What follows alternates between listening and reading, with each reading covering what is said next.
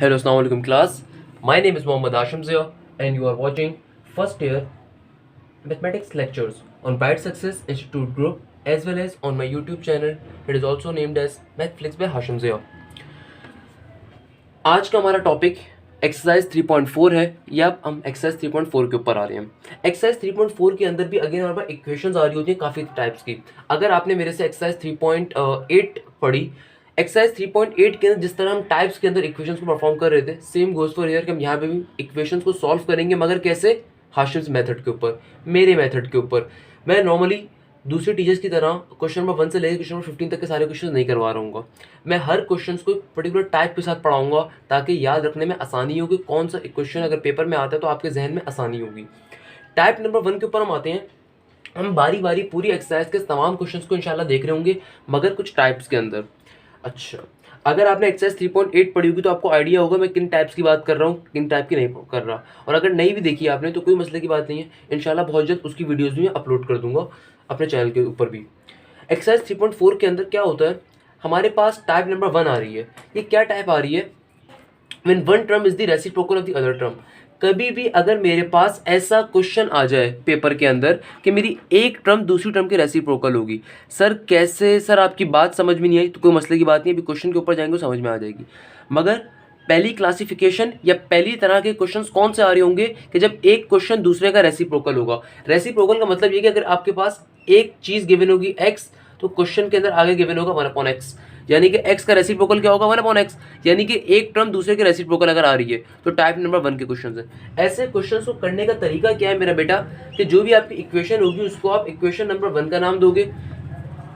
हमेशा first term को suppose किया करोगे और उसको इक्वेशन नंबर 2 बना दिया करोगे। रेसिप्रोकल्स करोगे दोनों टर्म्स का, इक्वेशन नंबर 1 में वैल्यूज डालोगे, एलसीएम लोगे दोनों तरफ और देन वैल्यूज़ को निकाल के अब आप वैल्यूज़ को इक्वेशन नंबर 2 में डाला करोगे। मैं वर्किंग रूल बेटा हमेशा लिखवाता हूँ। इसका फ़ायदा क्या होता है वर्किंग रूल लिखने का? इसका फ़ायदा ये होता है कि सॉल्यूशन के वक्त आपको ईजी रहता है। कैसे ईजी रहता है सर? ये तो अभी कुछ समझ में नहीं आया। मुझे पता है भी आप में से किसी को भी जैसे समझ में नहीं आया कि क्या वर्किंग रूल है।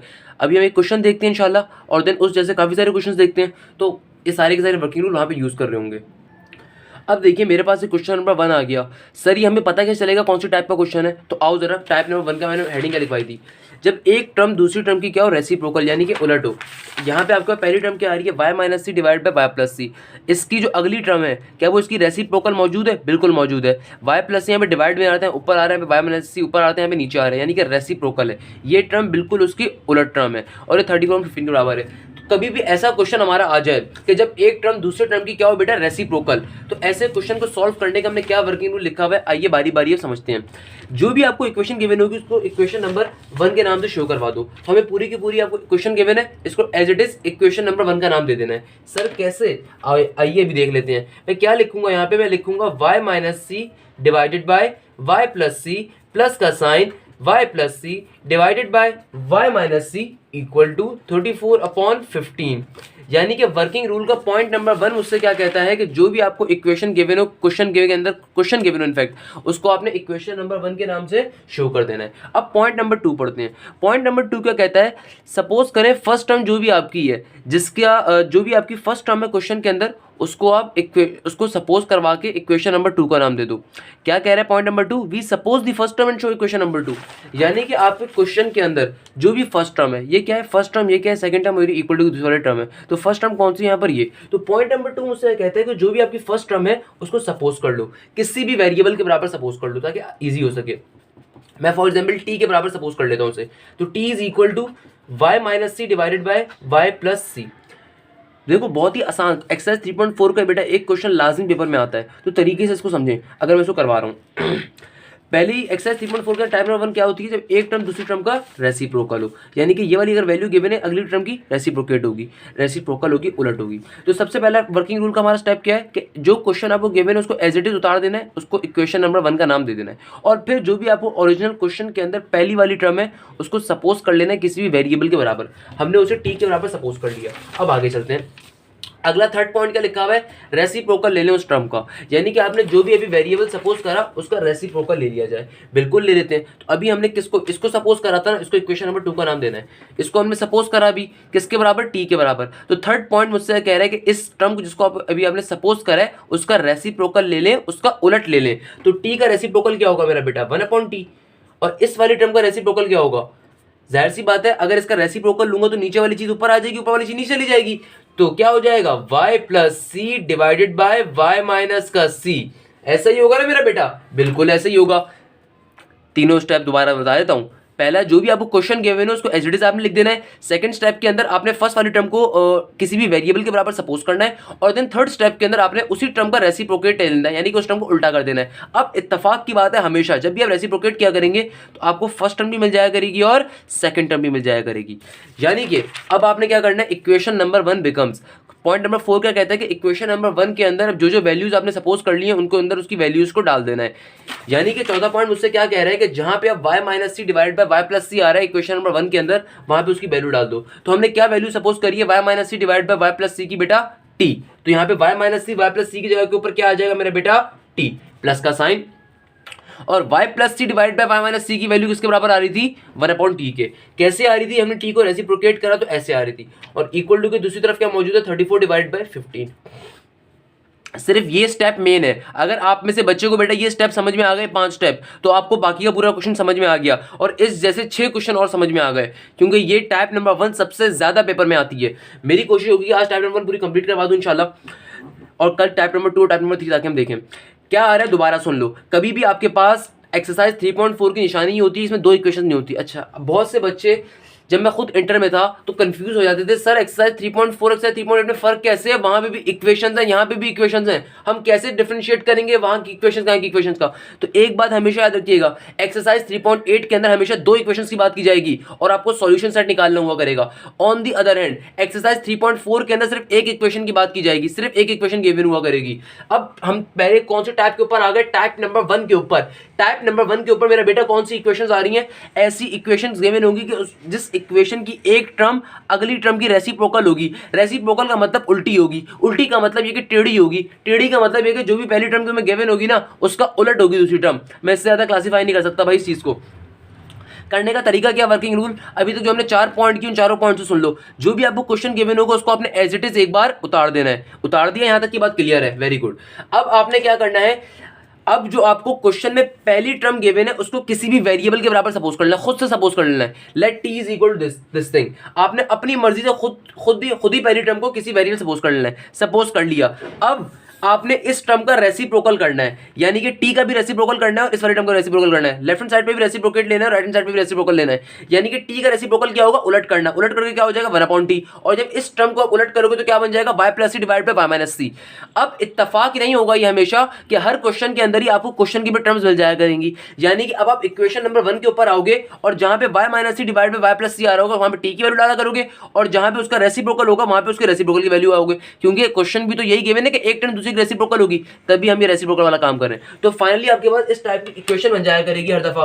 इक्वेशन बन गई, अब क्या करना है, इसको सिंपली सॉल्व करना है। सर कैसे सॉल्व करना है बेटा, यहां पे हम क्या लेंगे, एलसीएम। एलसीएम कैसे लेंगे, नीचे इसके टी के नीचे कुछ भी नहीं है तो भी क्या है, 1 है। इस टी के नीचे भी कुछ भी नहीं है तो क्या है, 1 है। सिंपल क्या करेंगे आप, क्रॉस मल्टीप्लिकेशन। क्रॉस मल्टीप्लिकेशन कैसे करते हैं, नीचे वाली दोनों टर्म्स आपस में मल्टीप्लाई होंगी, ये टी जाके इस टी से मल्टीप्लाई होगा, 1 जाके इस 1 से मल्टीप्लाई होगा, तो क्या हो जाएगा, टी 1 जार टी, टी का स्क्वायर और प्लस 1 जार 1 इक्वल टू 34 डिवाइडेड बाय 15। अच्छा सर अब फर्दर क्या सॉल्व करें, ये 15 यहाँ पे डिवाइड हो रहा है बेटा, वहां पे आके क्या हो जाएगा, मल्टीप्लाई। 15 यहाँ पे डिवाइड हो रहा है, वहां पे आके मल्टीप्लाई हो जाएगा। ये टी यहाँ पे डिवाइड हो रहा है, वहां पे आके मल्टीप्लाई हो जाएगा। तो टर्म बेसिकली क्या बन रही होगी, ये बन रही होगी 15 इंटू टी स्क्वायर प्लस का 1 इक्वल टू 34 इंटू टी। ऐसा ही है ना मेरा बेटा, बिल्कुल ऐसा ही है। अब 15 बारी बारी दोनों से टर्म से मल्टीप्लाई होगा तो क्या बन जाएगा, 15 टी स्क्वायर प्लस का 15 और इक्वल टू 34 टी, तो इक्वल टू 34 टी। तो इस इक्वेशन को जरा एक ही बार लाके इधर लिख देते हैं तो क्या बन जाएगी इक्वेशन, 15 टी स्क्वायर, ये प्लस का 34 टी वहां पे जाया जाएगा तो क्या बन जाएगा, माइनस का 34 टी प्लस का 15 इक्वल टू 0। ये हमारे पास इक्वेशन आ गई। हमें क्या चाहिए, टी की वैल्यू चाहिए ताकि इक्वेशन नंबर 2 में लाके डाल सकें। क्या हमारे पास स्टेप लिखा हुआ है, इक्वेशन नंबर 1 बनाने के बाद जो भी हमने यहाँ पे स्टेप करा वो कौन सा स्टेप था, टेकिंग एलसीएम एंड सिंप्लीफाई, तो सिंप्लीफाई कर लिया। अब सिंप्लीफाई करने के बाद मुझे वैल्यूज चाहिए एंड गेट दी वैल्यूज। ये जो स्टेप नंबर 5 है इसके ऊपर आ चुके हैं। 4 स्टेप तक समझा दिया। 5th स्टेप के ऊपर आपने कुछ भी नहीं करना, आपने इक्वेशन नंबर 1 के अंदर वैल्यूज डाल दी। स्टेप नंबर 4 हो गया। स्टेप नंबर 5 क्या है, अब आप एलसीएम वगैरह लेकर काटम पीटी करोगे, मेकअप करोगे और वैल्यूज निकाल लोगे टी की या फिर उस वेरिएबल की जो भी आपने सपोज किया होगा। अगर यहाँ पे ए सपोज किया होगा तो ए की वैल्यूज निकाल लिया करोगे और उसके बाद डायरेक्टली उसको इक्वेशन नंबर 2 में खाली डालना है। तो हमने यहाँ तक का काम कर लिया। कहाँ तक का, यहाँ तक का आधा काम इसका मतलब हम लोगों ने बेटा कर लिया। अब क्या करना है, अब खाली सिर्फ और सिर्फ इसकी टी की वैल्यूज निकालनी है। कैसे निकालूंगा टी की वैल्यूज, यहाँ पे क्वाड्रेटिक इक्वेशन बन रही है। कौन सी इक्वेशन बन रही है, क्वाड्रेटिक इक्वेशन। तो क्वाड्रेटिक इक्वेशन बन रही है तो मुझे पता है क्वाड्रेटिक इक्वेशन को ब्रेक कैसे करूंगा। यहाँ पे साफ तौर पर मेरी इक्वेशन क्या बन रही है, अगर मैं इसको यहाँ पे भी ले जाके एक बार लिख दूं, क्या बन रही है, 15t² माइनस का 34t और प्लस का 15 इक्वल टू 0। ये मेरी इक्वेशन बन रही है। मैंने क्या बताया था बेटा आपको मिडिल टर्म ब्रेक करने का, 15 को 15 से मल्टीप्लाई करवाओगे, आपके पास एक आंसर आ जाएगा। फर्स्ट टर्म को लास्ट टर्म से मल्टीप्लाई करवाएंगे, हमारे पास एक पर्टिकुलर आंसर आ जाएगा। उस आंसर के फैक्टर्स ब्रेक करेंगे तो हमारे पास 2 टर्म्स आ रही होंगी जो कि बीजे टर्म को प्रूफ कर रहा होगा। यहाँ पे मुझे साफ पता चल रहा है आपके पास क्या आ रहा होगा, जब मैं इसको मल्टीप्लाई करवाऊंगा 15 से तो मेरे पास क्या आ रहा होगा, 225। और 225 का अगर मैं एलसीएम ले लेता हूँ यहाँ पे, तो ये मेरे पास मेरे ख्याल में बनना चाहिए 25 और 9। यस, 25 और 9 बनने होंगे। तो मेरे पास यहाँ पे फैक्टर्स कैसे ब्रेक हो रहे होंगे मेरा बेटा, 15t² माइनस का 25t माइनस का 9t प्लस का 15 इक्वल टू 0। हमने सिंपल तरीके से बेटा क्या करें, यहाँ पे सिंपल फैक्टर्स ब्रेक करें। क्या करें, यहाँ पर सिंपल फैक्टर्स ब्रेक करें। तो बेसिकली हमारे पास क्या हुआ, ये फैक्टर्स ब्रेक हो गए। कैसे ब्रेक हुए, कुछ भी नहीं किया बेटा, सिंपल इसके मिडिल टर्म ब्रेक करी है। कैसे मिडिल टर्म ब्रेक करते हैं, 15 से मेरे पास क्या आ जाएगा, 225 के आप एलसीएम ब्रेक कर दोगे, आपके 2 फैक्टर्स आ रहे होंगे 25 और 9। पहली वाली दोनों टर्म्स में आपके पास क्या चीज कॉमन आ रही है, जाहिर सी बात है इन दोनों में क्या चीज कॉमन आ रही है, मेरे 5 का टी कॉमन आ रहा होगा। तो यहाँ से मैं क्या कॉमन ले लेता हूँ, 5 का टी। तो क्या बचा यहाँ पे, 5 3 15, 3t बचा और माइनस का 5 5 25, 5 बचा। सेम गोज फॉर बेटा, यहाँ से क्या चीज कॉमन आ रही है आपके पास, माइनस का 3 कॉमन आ रहा होगा ऑब्वियसली। तो क्या आ जाए बचेगा, 3t माइनस का 5 यहाँ पे भी बचेगा इक्वल टू 0। तो आपके पास 2 वैल्यूज आ रही होंगी, 3t माइनस का 5 एक फैक्टर आ रहा है, दूसरा फैक्टर क्या आ रहा है, 5t माइनस का 3। दूसरा फैक्टर क्या आ रहा है, 5t माइनस का 3 इक्वल टू 0। दोनों को बारी बारी 0 के बराबर ले लेंगे। क्या हो जाएगा, 3t माइनस 5 इक्वल टू 0 एक बार, दूसरी बार क्या हो जाएगा, 5t माइनस का 3 इक्वल टू 0। तो बेसिकली हमारे पास ये माइनस का 5 इक्वल टू के दूसरी तरफ जाएगा तो क्या बन जाएगा, पॉजिटिव 5। तो t की वैल्यू क्या आ जाएगी, 5 divided by 3। Same goes for here, यहाँ पे क्या आ गया, 5t माइनस का 3, माइनस का 3 वहां पे चला जाएगा तो क्या बन जाएगा, पॉजिटिव 3। तो t की वैल्यू क्या आ जाएगी, 3 डिवाइडेड बाय 5। और t की एक और वैल्यू क्या आ जाएगी, 5 डिवाइड बाय 3। यानी कि t की मेरे पास बेसिकली 2 वैल्यूज आ रही होंगी, एक आ रही होगी 5 डिवाइड बाय 3 और दूसरी क्या आ रही है, 3 डिवाइड बाय 5। अगेन अभी तक हमने क्या काम करा है इसको जल्दी से एक्सप्लेन करवा दूं मैं 2 मिनट के अंदर।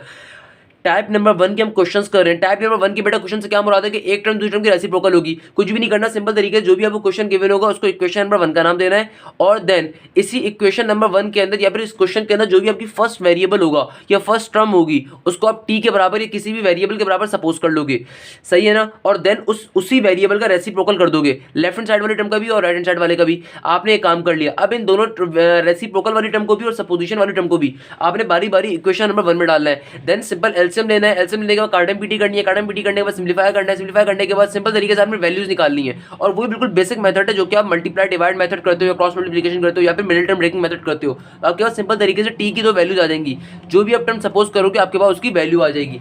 जब आपके पास इस टर्म की वैल्यू आ गई तो आपने बारी बारी इसको इक्वेशन नंबर 2 में वापस डालना है। कहाँ पे डालना है, इक्वेशन नंबर 2 जहाँ पे सपोज करा था। तो क्या करेंगे हम यहाँ पर मेरा बेटा, यहाँ पर हम ये करेंगे कि पहली बार ये मेरा आंसर क्या आया है, पुटिंग।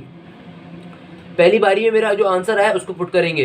क्या आंसर आया है, putting t is equal to 5 divided by 3 in equation number 2।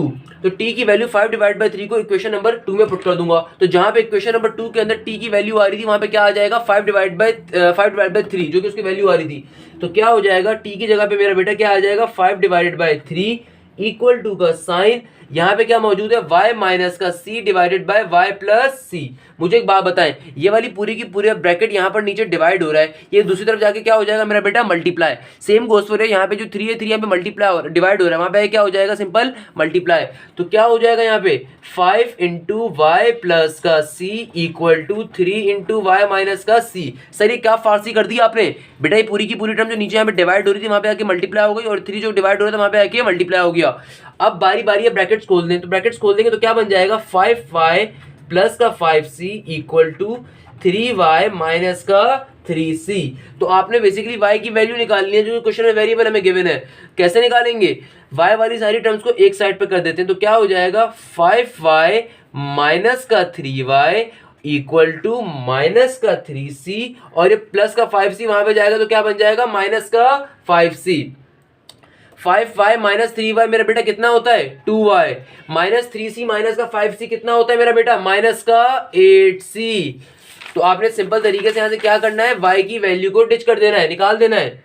y की वैल्यू को कैसे निकालना है भाई, माइनस का 8c मौजूद है इक्वल टू के दूसरी तरफ, तो माइनस का 8c एज इट इज यहाँ पे रहा, y के साथ 2 क्या हो रहा था मेरा बेटा, मल्टीप्लाई, यहाँ पे आगे क्या हो जाएगा, डिवाइड। तो 2 1 जार 2, 2 4 जार 8, तो y की वैल्यू क्या आ गई, माइनस का 4c। y की एक वैल्यू क्या आ गई हमारे पास, माइनस का 4c। अब हमने हमारे पास t की 2 वैल्यूज आ रही थी, तो t की दूसरी वैल्यू को इक्वेशन नंबर 2 में डालना है। तो क्या करेंगे, लिखेंगे यहाँ पर, क्या लिखेंगे, पुटिंग t की दूसरी वैल्यू क्या आ रही है मेरे पास, आई गेस 3/5 आ रही थी, तो किस पर डालना है, इक्वेशन नंबर 2 के अंदर पुट कर देंगे। इक्वेशन नंबर 2 में पुट करेंगे तो क्या बन जाएगा, यहां पर आपके पास आ जाएगा 3 डिवाइडेड बाय 5 इक्वल टू का साइन, और फिर क्या आएगा हमारे पास, इक्वेशन नंबर 2 क्या थी, y minus C divided by y plus c. Again ये नीचे वाली टर्म पूरी यहाँ पे डिवाइड हो रही है, इक्वल टू के दूसरी तरफ जाके क्या हो जाएगी, मल्टीप्लाई।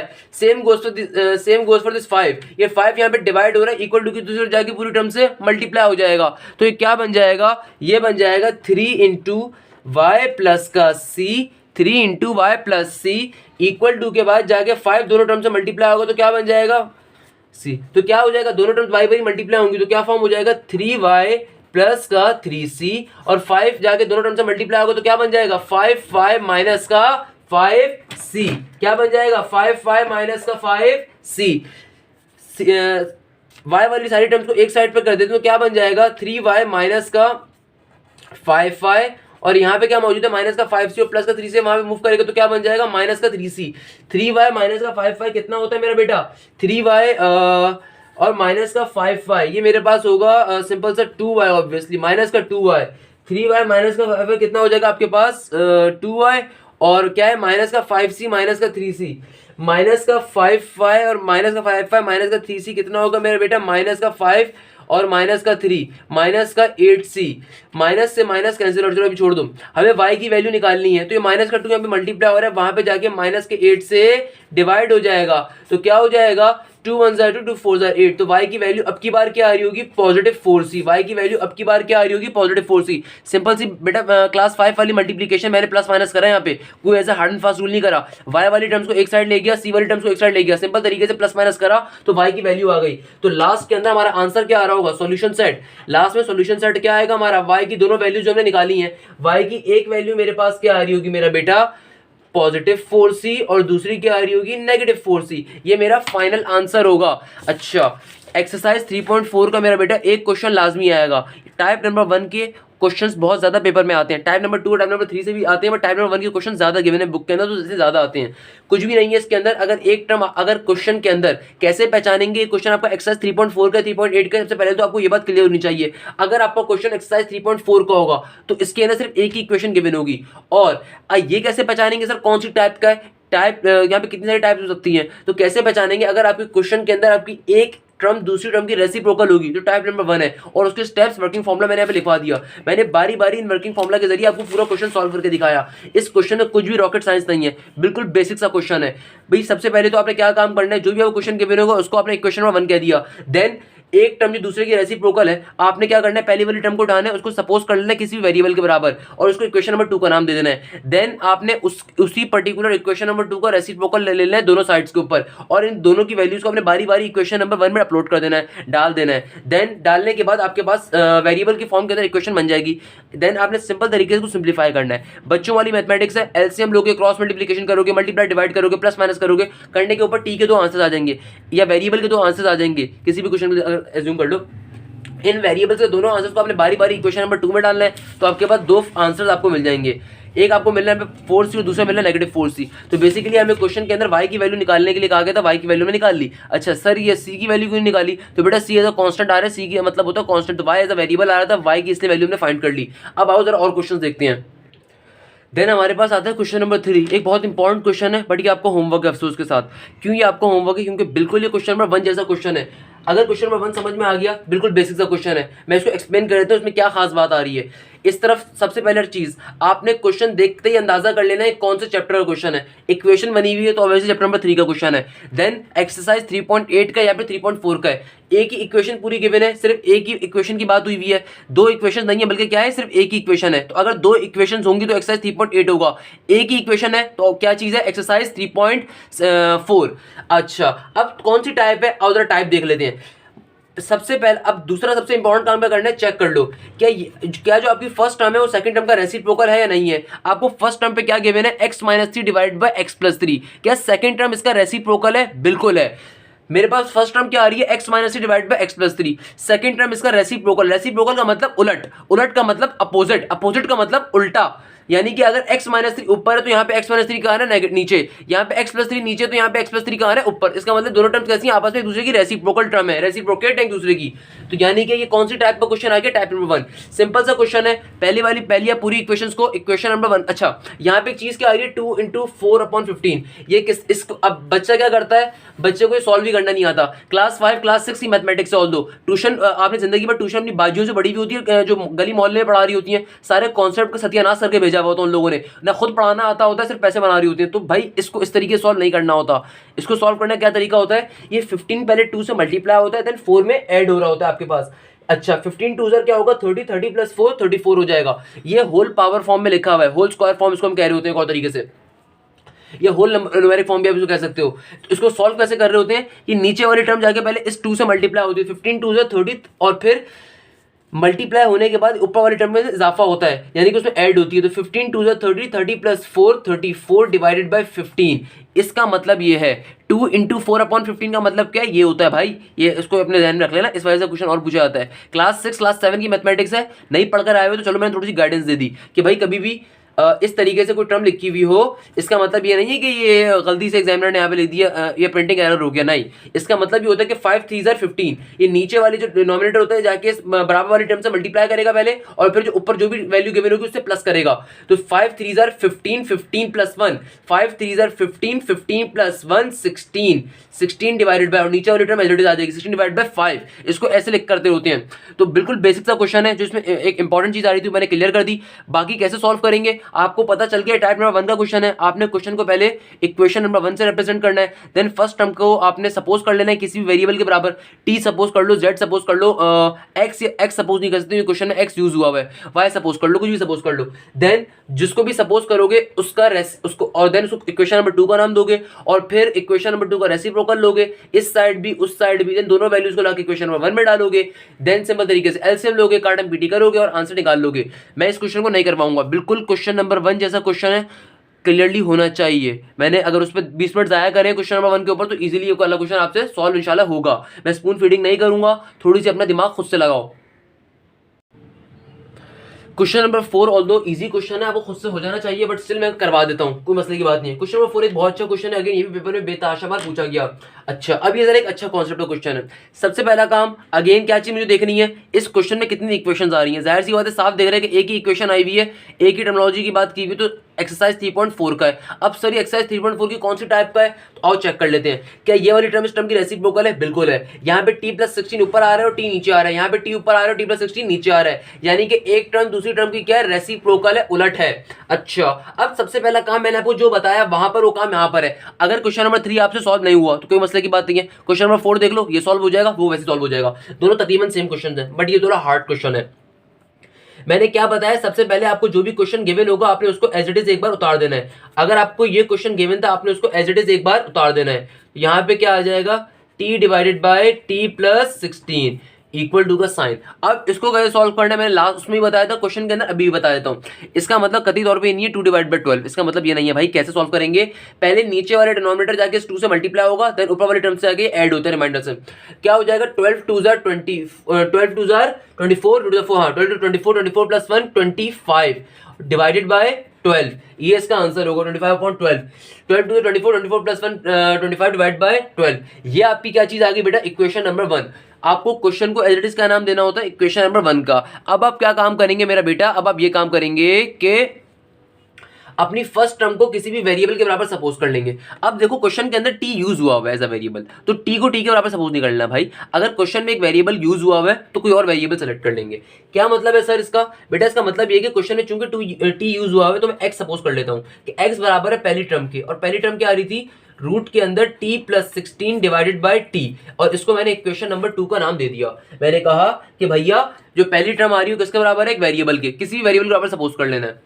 अब इक्वेशन नंबर 2 का रेसिप्रोकल लेना होता है। रेसिप्रोकल का मतलब दोनों तरफ उलट देना है, यानी कि यहां पे जब मैं x को उल्टूंगा तो क्या बन जाएगा 1/x, और यहां पे जब मैं अपनी टर्म को उल्टूंगा तो डिवीजन के अंदर ही क्या हो जाएगा, t ऊपर आ जाएगा और नीचे क्या आ जाएगा, t प्लस का 16। रेसिप्रोकल का मतलब होता है उलट कर देना, टोटली उलट कर देना। तो हमने कुछ भी नहीं किया हम लोगों ने। अगेन क्वेश्चन नंबर 1 अगर समझ में आ गया था, क्वेश्चन नंबर 3 खुद से कर चुके, तो ये क्वेश्चन वैसे ही बहुत ईजी है। अभी तक इसमें कोई रॉकेट साइंस नहीं अप्लाई हुई है। सिर्फ यहाँ पे रूट देके बच्चा वो घबरा जाता है। बच्चा कहता है कि यार एग्जामिनर ने यहाँ पे रूट दे दिया तो पता नहीं ऐसा क्या मसला हो गया। कोई मसला नहीं हुआ, टू बी वेरी ऑनेस्ट, बहुत आसान क्वेश्चन है, बेसिक कॉन्सेप्ट लो।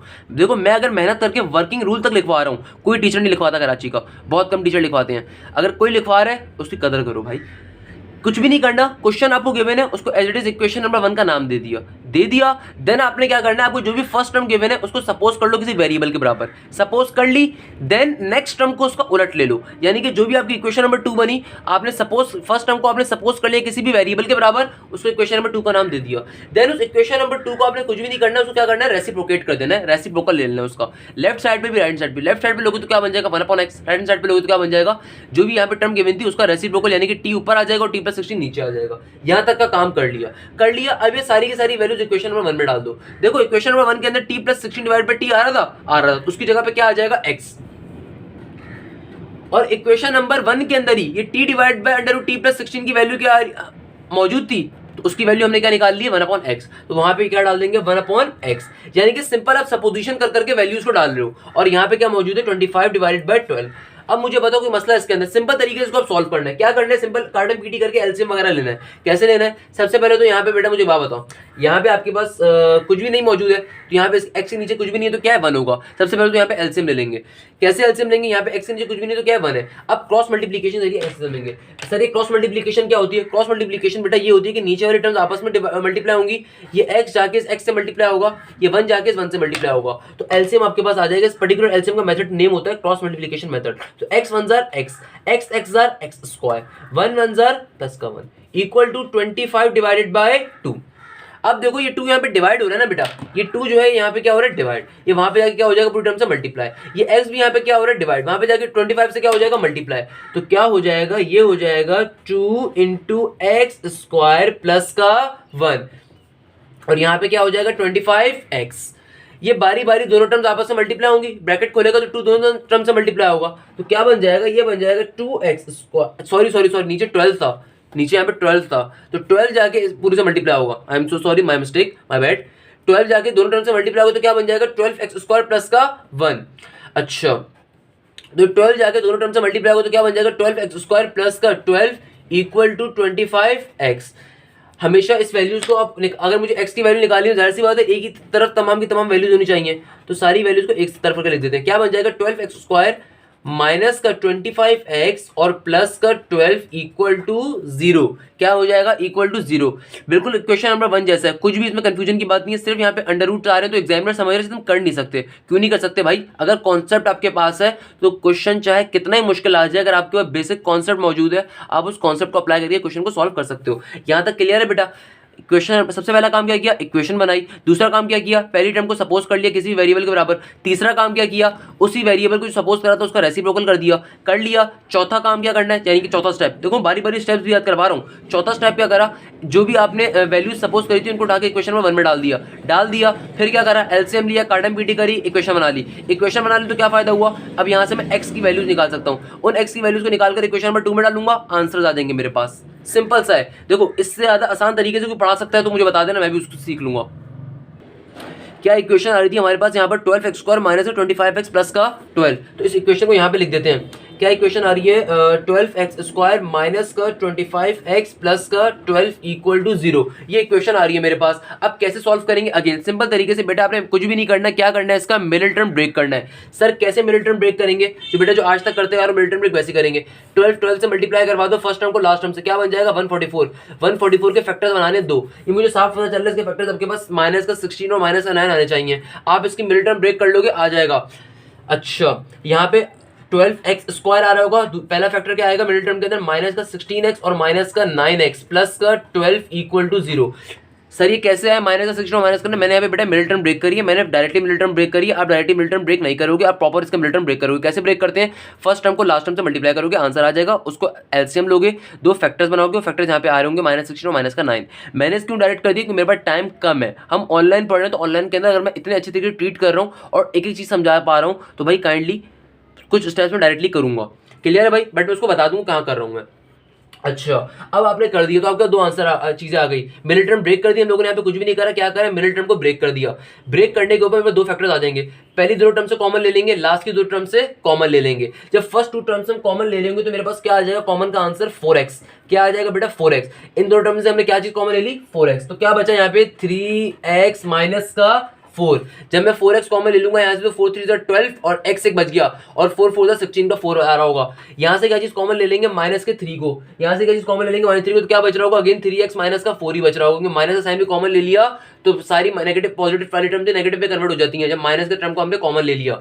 अब यहाँ पे आपके दो फैक्टर्स आ गए, क्या क्या फैक्टर्स आए, 3x माइनस का 4 एक आ रहा होगा और दूसरा क्या आ रहा है 4x माइनस का 3 इक्वल टू 0।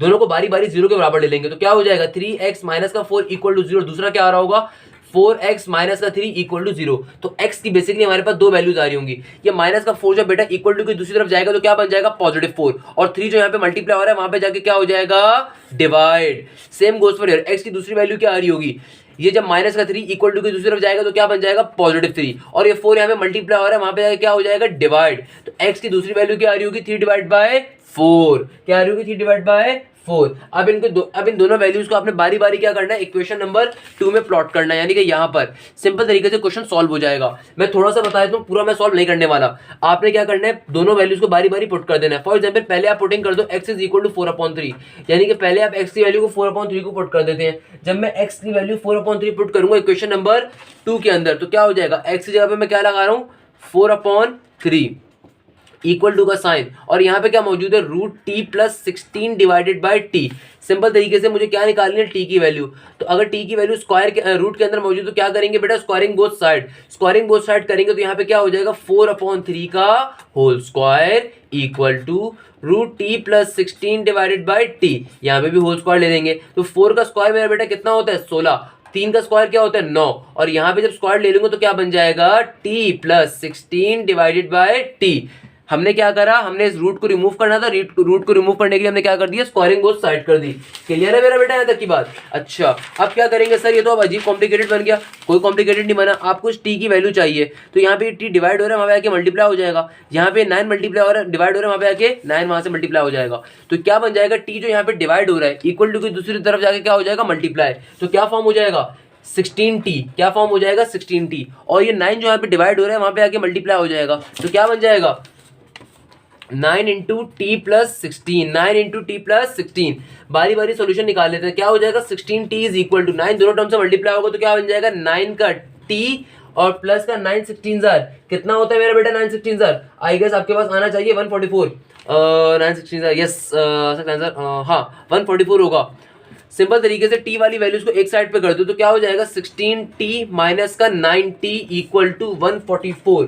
तो आपके पास 70 आ रहा होगा, तो 70 इज इक्वल टू 144। तो बेसिकली टी की वैल्यू, पहली टी की वैल्यू क्या आ रही होगी आपके पास 144 डिवाइडेड बाय 7। टी की पहली वैल्यू क्या आ रही है 147। देखो सिंपल सी कैलकुलेशन है, कॉम्प्लेक्स जरूर है मगर मुश्किल नहीं है, सिंपल सी कैलकुलेशन है, इसमें कंफ्यूज होने की जरूरत नहीं है। सर क्या कर दिया आपने, मैंने क्या करा, मैंने कोई अचार थोड़ी डाला बेटा, यहाँ पर सिंपल तरीके से सॉल्व करा है। कैसे सॉल्व करा है, मेरे पास एक क्वेश्चन आ रहा था, सिंपल सॉल्व करा है।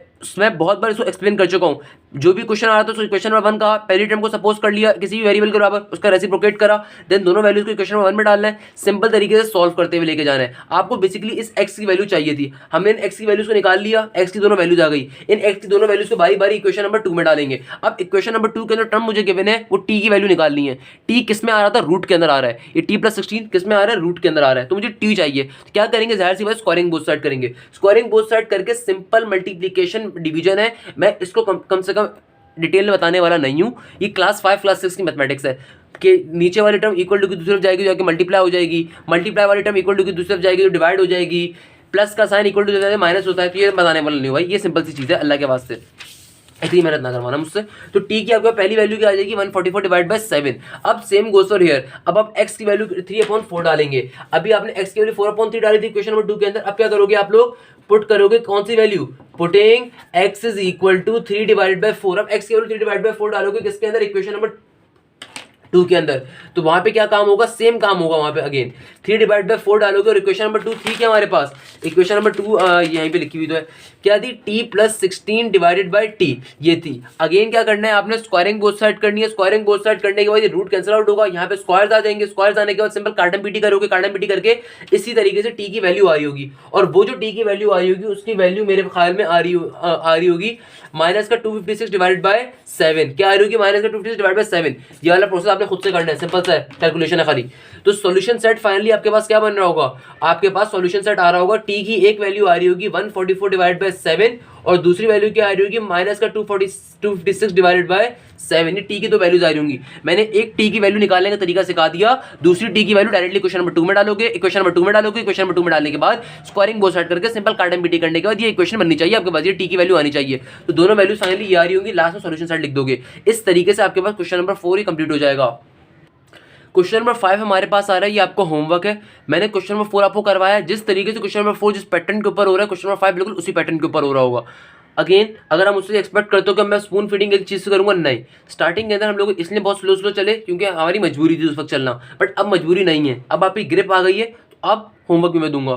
तो ये आपका होमवर्क है, इसके मैं आंसर जरूर ऑब्वियसली आपको बता दूंगा, मसले की बात नहीं है, मगर ये चीज़ क्या है, आपका होमवर्क है। अच्छा सेकंड नंबर के ऊपर इसमें हो क्या रहा है, कुछ भी नहीं हो रहा, बिल्कुल सेम पर्टिकुलर पैटर्न को फॉलो हो रहा होगा। इसका मैं आंसर आपको सॉल्यूशन सेट बता देता हूँ। इसका फाइनल आंसर जो आपके पास आ रहा होगा सॉल्यूशन सेट का, वो आ रहा होगा 3 माइनस का 3 डिवाइडेड बाय 4।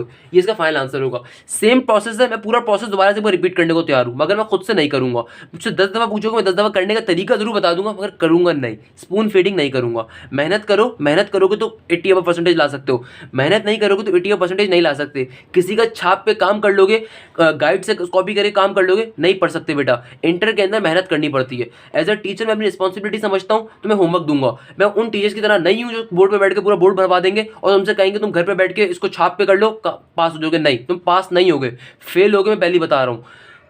अगर तुम होमवर्क्स कंप्लीट नहीं करते, अगर तुम खुद से प्रैक्टिस नहीं करते, तो मुझे नहीं पता कि भाई तुम घर पे बैठ के प्रैक्टिस कर रहे हो नहीं कर रहे, फिजिकल क्लासेस के अंदर नहीं बैठे हुए। हम एक ऑनलाइन मीडियम के ऊपर, जब हम ऑनलाइन मीडियम के ऊपर है तो ऑनलाइन मीडियम के ऊपर मैं एक क्वेश्चन आपको करवाया करूंगा, एक क्वेश्चन आपको होमवर्क दिया करूंगा, बिल्कुल जैसा क्वेश्चन दिया करूंगा। ऐसा नहीं है कि मैं क्वेश्चन चेंज करूंगा, ऐसा नहीं है मैं क्वेश्चन डिफरेंट दूंगा, नहीं।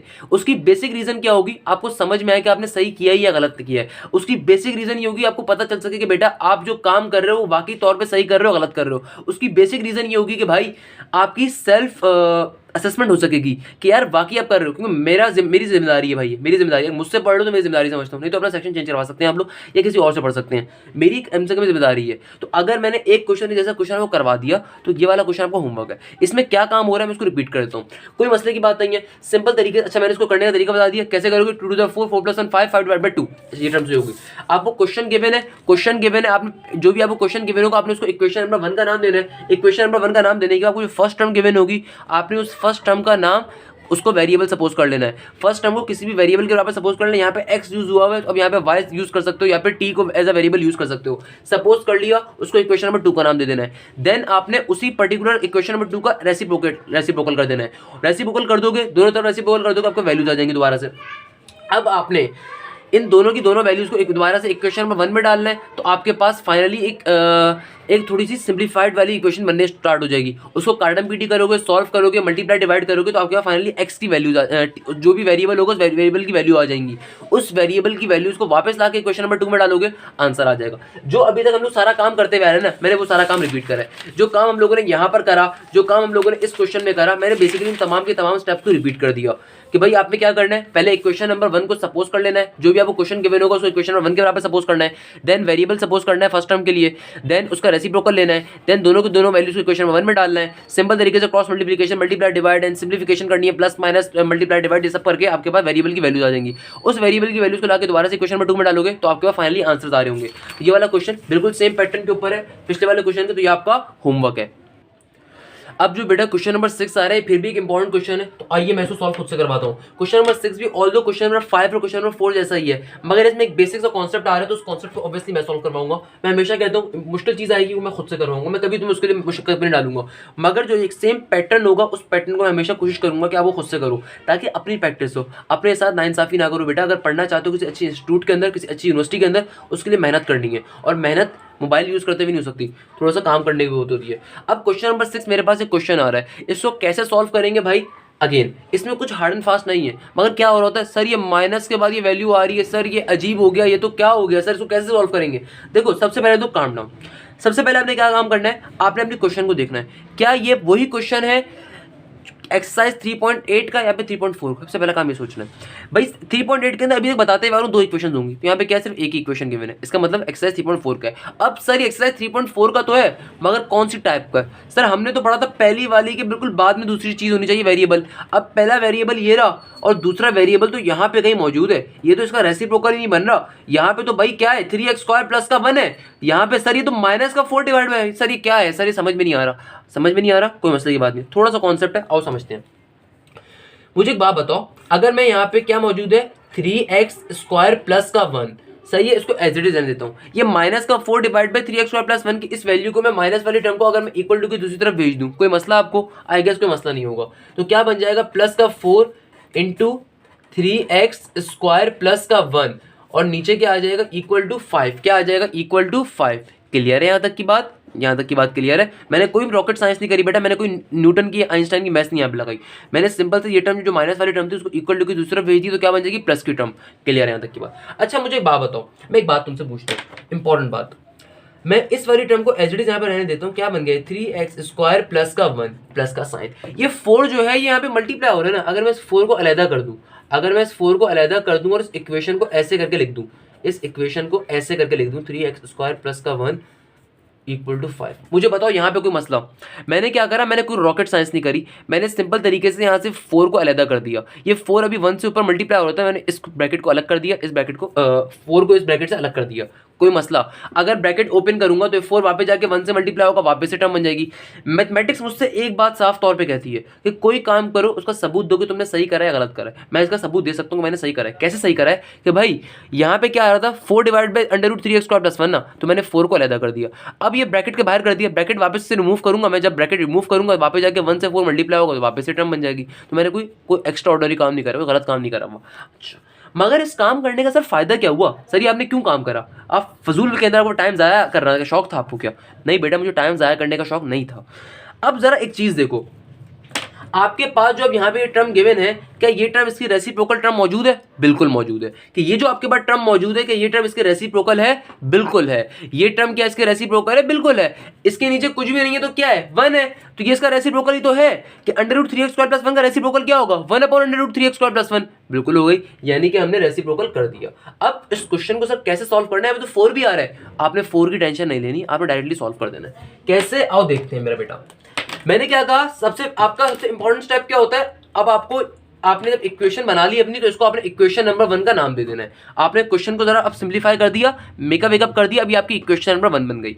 अब आपने क्या करना है, फर्स्ट टर्म को अगेन सपोज करना है वेरिएबल के बराबर। अब यहाँ पे क्वेश्चन में x as a variable use हुआ है, तो आप t के बराबर सपोज कर लो।